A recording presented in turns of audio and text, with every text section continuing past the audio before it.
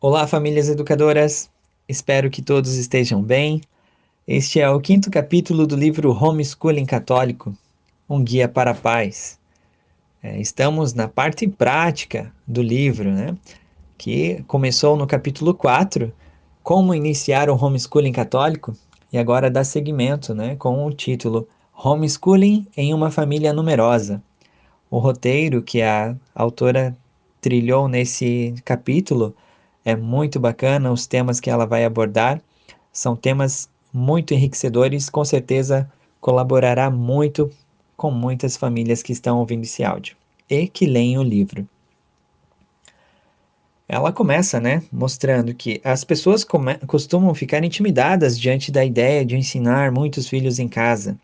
No entanto, o homeschooling não é mais difícil para uma família numerosa. O motivo básico pelo qual o homeschooling é menos difícil em famílias numerosas é que há pessoas para ajudar com o serviço doméstico, com as tarefas escolares e mesmo com a manutenção da disciplina entre as crianças. Além disso, os filhos mais velhos e já bem disciplinados podem servir como modelo e exemplo para os mais novos. Bem, aqui eu vou abrir um parênteses, isso é fato, né? Aqui em casa, apesar de não sermos tão numerosos ainda, temos 5 filhos, né? Mas notamos o quanto o Igor e a Kiara, né, são exemplos para os mais novos, né? E o quanto que eles nos ajudam também. Então, o primeiro assunto que a autora aborda é o plano geral de Deus. E ela fala, né? Nossa prática homeschooler é importante por nos levar a aprofundar nosso conhecimento em nossa prática da fé católica, visando não apenas a nossa própria salvação e a de nossa família, mas também a de nossos futuros netos e bisnetos. As famílias homeschoolers podem ter um grande impacto sobre o plano geral de Deus para a salvação das almas, até onde Deus quiser ter influência. A família numerosa estimula as virtudes. A família católica, qualquer que seja seu tamanho, né, ela é uma igreja doméstica, como ensina a própria igreja. Mas a família numerosa dá às crianças a oportunidade de praticar mais virtudes, de modo mais profundo e constante.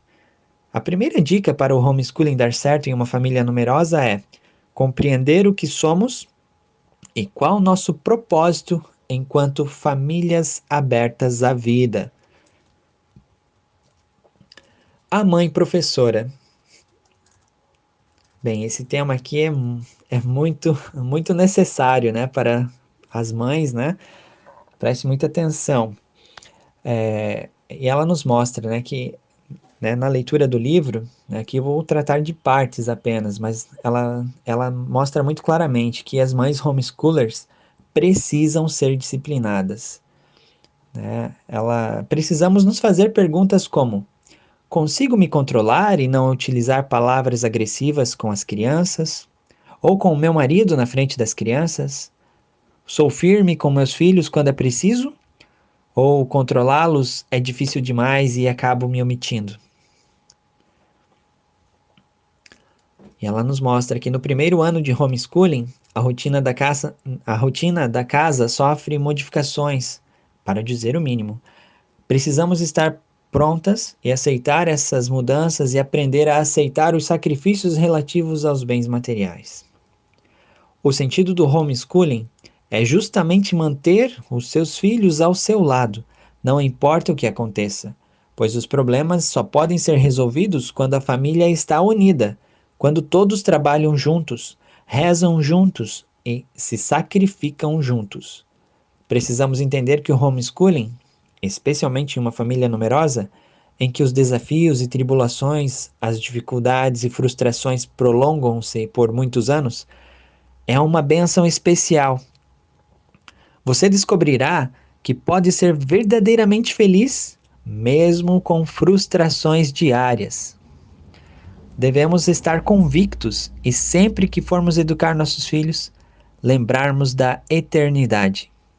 Deus, através de sua amadíssima esposa, a Virgem Santíssima, sempre providenciará o necessário para educar nossos filhos. Basta nos abrirmos pela nossa vontade e inteligência, direcionar nossas vias intelectivas para que sejam alimentadas pela graça de Deus, que nunca nos desamparará. Aulas em grupos. Unir as crianças em atividades conjuntas por disciplinas e habilidades ajudam muito. E ela vai citar ali, né, como um exemplo, né, uma família Kelly, né, uma família imaginária aí só para ela dar um exemplo, né, que a família Kelly tem um bebê, uma criança pequena e filhos na pré-escola e na segunda, quinta, sexta, nona e 10ª séries. Como eles podem organizar seu homeschooling? Então, ou seja, ali já tem, né, praticamente quase todas as faixas etárias, né, de uma família do ensino fundamental. E ela começa a abordar, né, o tema por arte, música e educação física. São matérias que têm uma grande vantagem, a possibilidade de praticá-las em grupo. Excelente relato, né, da família Kelly que ela faz sobre as divisões das séries em sua rotina, né? As dicas são muito valiosas. Creio que cada família é única, né? Nem todas seguirão o modelo de séries escolares, né? Principalmente os que optam pela educação clássica. Mas a dica de rotina e dicas práticas são muito interessantes, né? As aulas mais fáceis para agrupamento de alunos são religião, ciências e história. A criança mais nova pode seguir a mais velha, mas também não será prejudicada.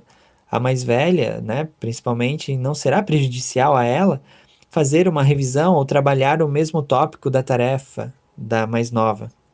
Elas aprenderão a trabalhar juntas, talvez até se tornem amigas e aprenderão um pouco mais sobre os vários dons que Deus dá a cada indivíduo. Então ela vai abordar, né, a arte, né, como a arte, música e educação física. Depois ela aborda na quinta e sexta séries, né, pelas séries em questão, né, as crianças da família Kelly. É óbvio que as da quinta e da sexta séries podem frequentar algumas aulas juntas, né. As mães não demoram a perceber que, em geral, as meninas podem frequentar aulas mais avançadas de literatura, ortografia e vocabulário, enquanto os meninos têm facilidade com matemática e ciências. É claro que esta é uma regra geral aberta a exceções.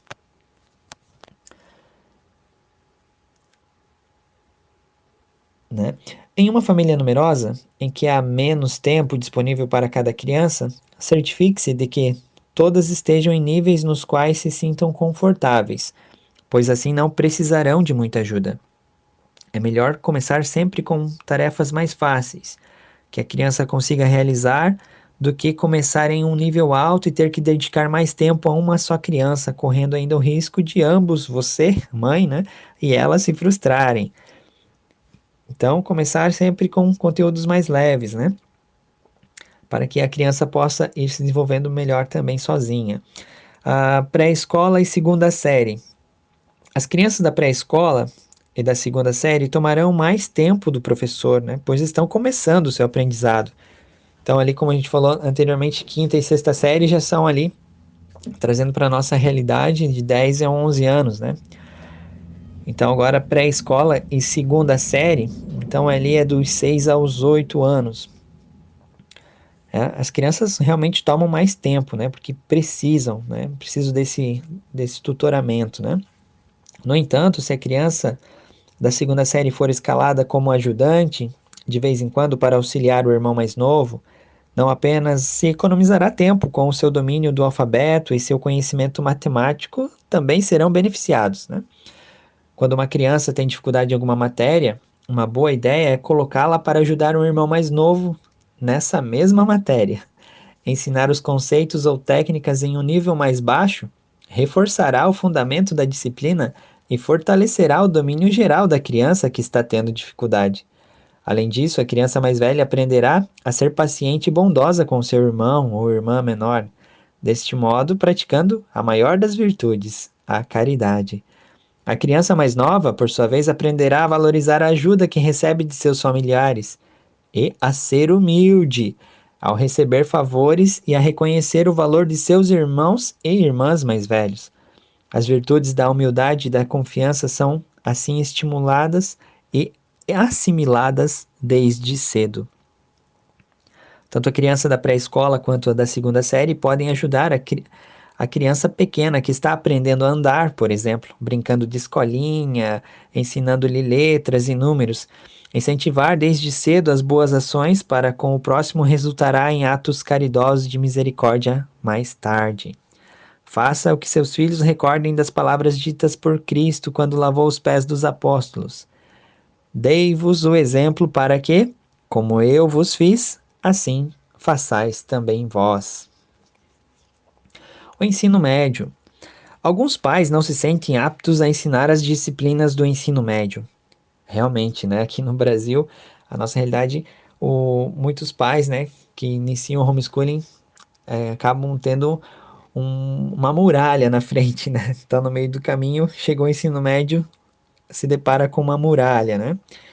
Eles se perguntam: como posso ensinar geometria ou química quando nem eu mesmo domino essas disciplinas?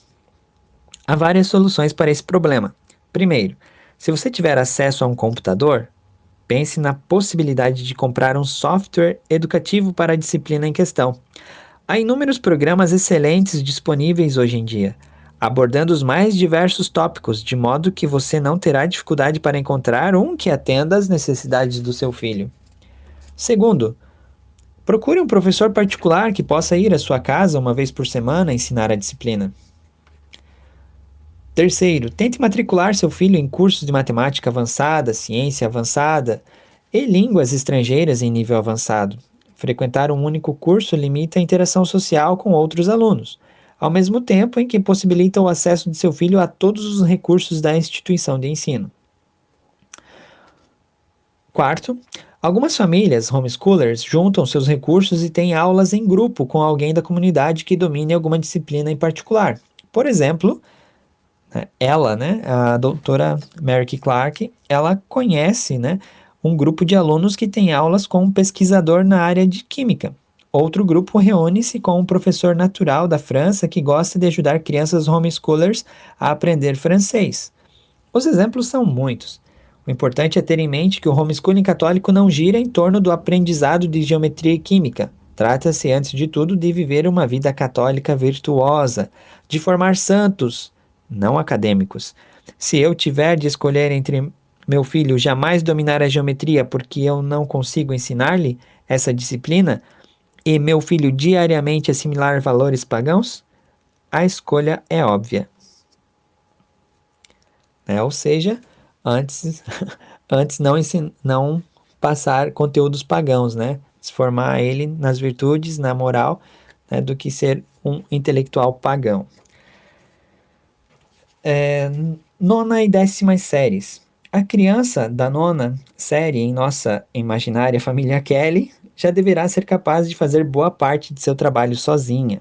Se os alunos praticam o homeschooling durante os primeiros anos escolares, costumam ser aprendizes independentes quando chegam ao ensino médio. Ela fala, né? Os meus viviam dizendo: mãe, eu sei fazer sozinho. No ensino médio, as mães precisam supervisionar o progresso dos alunos e discutir temas ligados à religião e outras disciplinas quando necessário. As matérias que mais suscitam discussões são inglês, em torno dos livros lidos e analisados, história e às vezes geografia. Álgebra e geometria não costumam ser dificultosas se as crianças já forem homeschoolers experientes. Caso contrário, recomendamos que os pais ou irmãos mais velhos auxiliem de perto o aluno. Na maior parte do tempo, contudo, os alunos do ensino médio não precisam de muita supervisão para cumprir suas tarefas. Ainda assim, certifique-se de que eles estão mantendo um bom ritmo em todas as disciplinas. Às vezes, o aluno gosta de alguma matéria em especial e não gosta de outra. Quando isso acontece, ele tende a passar mais tempo estudando o que gosta e negligenciar o que não gosta. Por isso, você certificar-se de que as crianças estão cumprindo suas obrigações em todas as áreas, em todos os dias. A mãe homeschooler deve ter em mente que um dos seus objetivos é ajudar o aluno a desenvolver estratégias de estudo, para que possa continuar seu aprendizado de forma mais independente.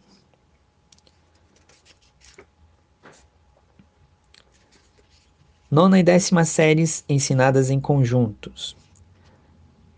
Né? Então, ela vai dar mais algumas dicas ali de como aplicar, né, o homeschooling em conjunto, aproveitando todo o conteúdo para mais do que um filho, né? Então, aquelas aulas em grupos, né? Então, realmente o homeschooling em famílias numerosas tem muitas possibilidades, né, de aplicação. E sempre lembrando, né, que cada família é única, cada família tem a sua realidade, né? Um tema interessante que ela aborda, né, depois dessa sequência que ela dá de práticas, né, de como aplicar ali com os filhos, é um adolescente rebelde. Uma das desgraças da existência moderna é o adolescente rebelde. Iniciar homeschooling com um adolescente pode ser problemático. Tratando-se de um adolescente rebelde, todo o primeiro ano de homeschooling pode consistir fundamentalmente em um programa para ensinar valores e atitudes do catolicismo tradicional, inclusive a autodisciplina. O conteúdo acadêmico desse primeiro ano pode levar até o dobro de tempo para ser finalizado. Ela mostra a importância de, muitas vezes, né, muitos pais que começam o homeschooling já na adolescência vão se deparar vão começar a conhecer os seus filhos, né, e vão começar a notar certos vícios que antes não viam, né, nos seus filhos. Os seus filhos vão começar a se demonstrar mais, né, como que a sua personalidade estava sendo formada. Então, muitas vezes os pais vão ter que voltar, né, frear ali um pouco, voltar lá atrás e começar muitas coisas do zero, né? Principalmente, como a autora falou, ensinar os valores e as atitudes do catolicismo tradicional, inclusive a autodisciplina. Então, assim, não há problema algum, né, de você voltar lá atrás, né? Nem que, até mesmo em conteúdos acadêmicos, né? Voltar a ensinar a ler, ensinar o som das letras. Infelizmente, hoje é muito comum encontrar adolescentes que não sabem os sons das letras, não sabem conjugar verbos, né? Enfim. Outros membros da família. Outros familiares que também podem ajudar são os avós. Eles costumam ter tempo livre e energia para ajudar, seja tomando conta de crianças pequenas, seja ensinando. Peça ajuda, inclusive, dos avós desfavoráveis ao homeschooling, pois na maioria dos casos, quanto mais eles participam da rotina de estudos da família, mais a apoiam. Bem, aqui eu abro um parênteses, né? Aqui em casa nós não temos um convívio muito frequente com os nossos familiares, né? Pois não moramos na mesma cidade. Porém, no início, quando começamos a fazer o homeschooling, preparávamos algumas apresentações das crianças para os avós, né? Quando íamos visitar, né, os avós, ou quando eles vêm até a nossa casa, a gente sempre prepara alguma apresentação das crianças para eles. E ao mostrarmos os resultados que estamos obtendo com as crianças, né, creio que foi a principal razão deles nunca nos questionarem se as crianças estão melhor do que na escola. Então, só esse parênteses relatando um pouco da nossa realidade aqui. A flexibilidade. Para que o homeschooling funcione, é preciso ter flexibilidade. Este é um ponto que costuma ser subestimado. O maior benefício acadêmico do homeschooling é a possibilidade de se montar um currículo individual. Se você não adaptar os materiais e o ritmo de estudo aos pontos fortes e fracos do seu filho, estará perdendo um grande benefício. Materiais suplementares. Seja flexível em suas aulas diárias, utilizando sempre que possível materiais suplementares para enriquecê-las. Prepare as aulas da semana seguinte durante o fim de semana. Se tiver acesso à internet, tente encontrar sites com materiais interessantes. A internet modificou para sempre o processo de aprendizado, ao disponibilizar uma quantidade inacreditável de informação ao alcance dos seus dedos. Se possível, visite bibliotecas e pesquise por livros, brochuras, CDs, DVDs e obras de grande referência que possam ser úteis às aulas. Cronograma. Crianças precisam de rotina. Elas querem saber quando será o jantar, quando é a hora de ir para a cama, quando podem brincar, a que horas é a aula de matemática ou inglês, a que horas devem rezar ou ir à missa. Enfim, a rotina lhes dá segurança e elas têm mais facilidade para fazer o que devem e quando devem. Fique muito, né, para montar o seu cronograma, né, sua rotina. Essas duas palavrinhas-chave são muito importantes. Fazer o que devem quando devem. Em uma família numerosa é muito fácil as coisas ficarem caóticas sem um cronograma. Começando o ano. Em uma família numerosa é importante iniciar o ano escolar mais lentamente, né? Não se preocupe se na casa de vocês não tiverem 180 dias de aulas. Como na escola, que bem sabemos, matam tempo, né? Matam muito desse tempo. É melhor começar com calma e estabelecer uma boa rotina para o ano. Tome a primeira semana para montar o cronograma, localizar as chaves de respostas nos livros didáticos, que com frequência as avaliações serão feitas, né? Familiarizar-se com o esquema de tarefas, né? Essa semana será um modelo para as próximas, né?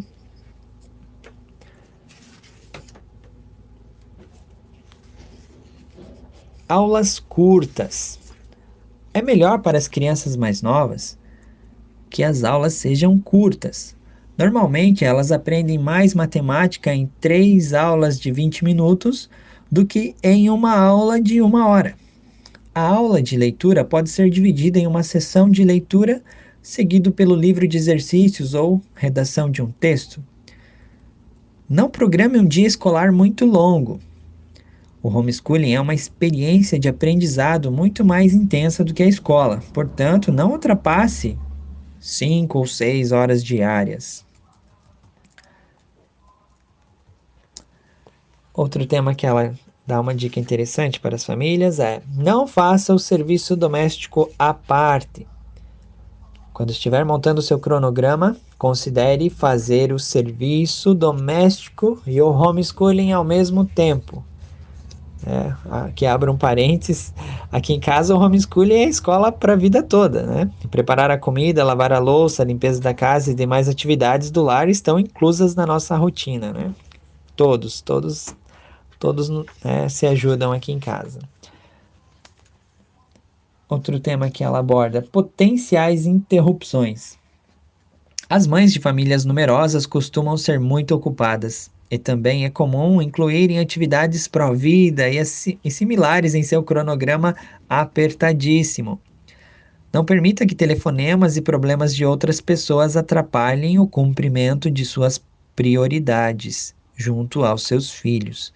É muito comum as mães gastarem um tempo enorme ajudando os outros, chegando a magoar os seus próprios filhos. A caridade realmente começa em casa. É necessário um esforço para manter o equilíbrio em nossas vidas, né? Saber o nosso papel e a finalidade da missão como pais. Como já foi visto, né, grandemente no capítulo 3, nos próprios documentos oficiais da igreja que mostram com objetividade nossa missão como educadores. Né? Não podemos deixar, né, que as atividades externas, até mesmo apostolados, hoje em dia o que tem de leigo fazendo o papel do próprio dos clérigos dentro da igreja é uma coisa de louco, né? Atrapalhar na educação de nossos filhos, né? Não deixar que essas atividades externas atrapalhem na educação de nossos filhos, ainda mais quando não estamos utilizando a educação secundária dada na escola e assumindo mais ainda a nossa vocação, né? Através da educação domiciliar. Afinal, no dia do nosso juízo particular, né? Deus vai nos perguntar e cobrar contas de nossos filhos, não dos paroquianos ou demais leigos da comunidade que fazemos parte, né? Isso aqui é muito importante, né? Para que a gente medite, né? Gravem bem isso aqui, né? Esse parênteses que eu abro aqui, né? Para vocês. No dia de nosso juízo particular, Deus vai perguntar e cobrar conta dos nossos filhos, não dos paroquianos ou demais leigos da nossa comunidade, né, da qual fazemos parte, né? Então, preocupar mais, voltar mais os olhos para a nossa verdadeira missão, né? Outro tema bacana. E então surgiu o computador. Para uma família homeschooler numerosa ou pequena, não há nada como um computador para facilitar os estudos. Adquira um, mesmo que usado, pois será uma excelente ferramenta de auxílio para as crianças. A controvérsia da estrutura fixa. Ela, né, a autora, insisto, contudo, em que não existe um único currículo ou método de estudo para todos os alunos, todas as famílias ou todas as mães. Uma premissa básica da educação domiciliar é que a melhor educação é aquela moldada para as habilidades e necessidades das crianças. Quando o tema trata de utilizar ou não materiais estruturados, fica muito relativo às particularidades das famílias. Ambos os casos temos que ter cuidados, tendo que analisar se há qualidade ou só quantidade. Muitos de nós vivemos na escola uma enxurrada de conteúdo que, no final das contas, não serviram para muita coisa, pois era só para tirar uma boa nota na prova. Não estava em jogo se o aluno aprendeu ou não. O que era avaliado era se tirou uma boa nota ou não.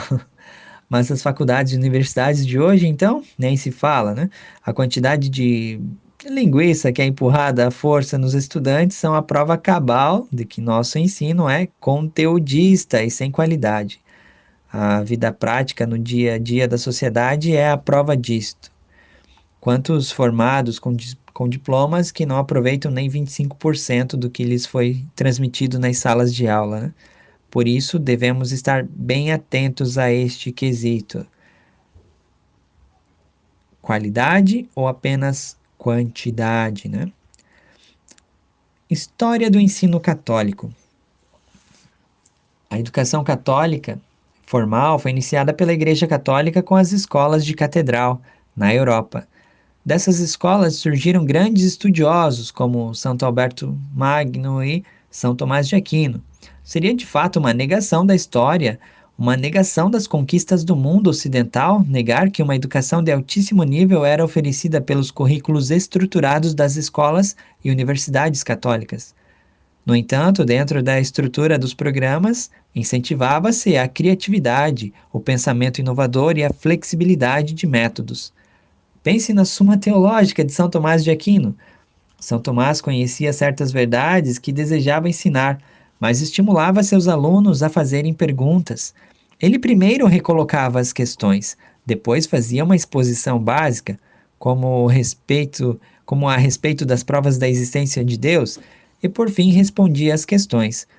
Ele estimulava discussões e questionamentos entre seus alunos. Aqui eu abro um parênteses, né? É essencial seguir um programa de ensino na educação dos nossos filhos, né? A própria, como a autora cita, né, a Suma Teológica, se vermos, né, a própria Suma Teológica é um programa de ensino. Aqui ali, logo, né, no século XIV, quando o nominalismo se levantou e a perseguição a Santo Tomás tomou grandes proporções, ele mudou os programas de ensino, mas manteve-os sempre. Por isso, a educação não é somente a relação do tutor e aluno. Isso somente não basta. Os programas são ainda mais importantes que a relação pessoal e afetiva das partes, né? Aqui eu fecho meus parênteses. Avaliações e notas. Um aspecto que desagrada aos pais quando utilizam programas com estruturas fixas é o que consideram uma ênfase exagerada em testes e notas. Há vantagens e desvantagens em avaliar seus filhos por meio de testes. Uma das vantagens é ajudar mães e alunos a manter um cronograma regular, além de que podem contar com uma prova de seu progresso constante. E a conclusão. Nas famílias católicas numerosas, é impressionante o estilo de vida humilde e fervorosa dedicação aos filhos. a Deus e à Igreja. Todos devemos respeitar as outras famílias e seus métodos. Do mesmo modo, em nossa própria família, precisamos fazer ajustes levando em consideração as diferentes personalidades, necessidades e habilidades de cada membro da família e de cada criança.